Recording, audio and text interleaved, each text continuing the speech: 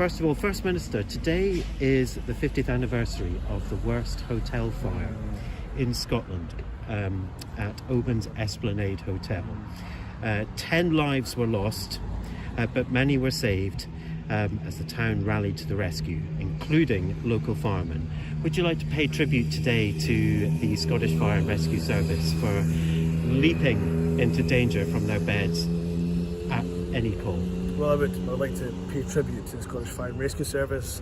I'd like to pay tribute to all of our emergency services who, in the face of danger, run towards that danger, when all the rest of us, of course, run away from it. And I know, even 50 years on, such a disaster, such a tragedy as the Oban Esplanade fire, that will still be felt and still be rocking communities to this very, very day, even 50 years on. So my thoughts are still with the communities that are, and the families that are undoubtedly still grieving.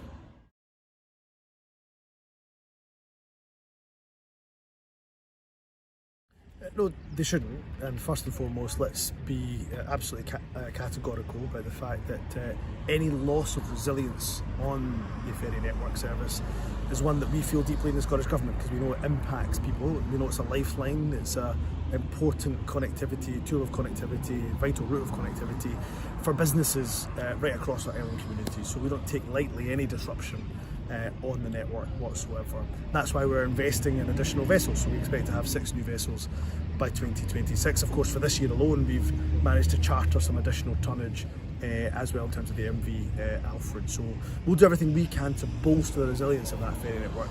And of course, myself and anybody else in the government, all of us, we deeply regret any disruption that takes place on our ferry network.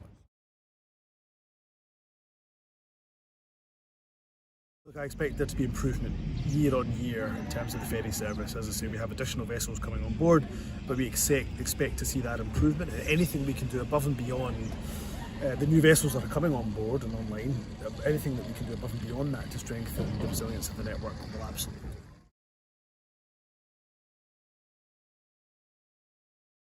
What I've said about compensation is, well, we'll keep obviously an open mind around any calls for compensation.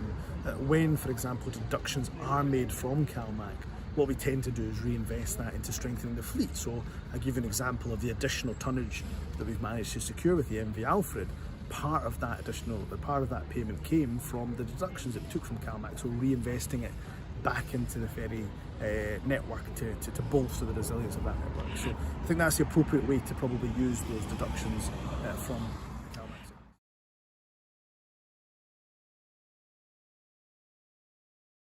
The reason why we've not brought forward a compensation scheme is we'd have to take that from other parts of our transport budget, or other parts of our ferry budget, and our Scottish Government budget, which is under incredible amounts of pressure.